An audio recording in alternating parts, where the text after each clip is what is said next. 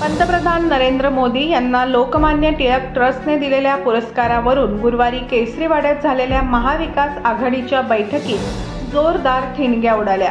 मोदींना सत्तेवरून पायउतार करण्यासाठी महाविकास आघाडी काम करीत आहे, त्याच मोदींना शांतीदूत म्हणणाऱ्या आणि पुरस्कार देणाऱ्यांसोबत आम्ही व्यासपीठावर कसे बसणार, असा सवाल करून काँग्रेसच्या वरिष्ठ पदाधिकाऱ्याने बैठकीतून निघून जाणे पसंत केले। या नाराजी नाट्याची खमंग चर्चा आता शहरात रंगली होती। आघाडीचे पुणे लोकसभा उमेदवार रवींद्र धंगेकर यांच्या प्रचाराचे नियोजन करण्यासाठी कसबा पेठ विधानसभा मतदारसंघातील महाविकास आघाडी व इंडिया आघाडीच्या कार्यकर्त्यांची बैठक केसरीवाड्यात पार पडली।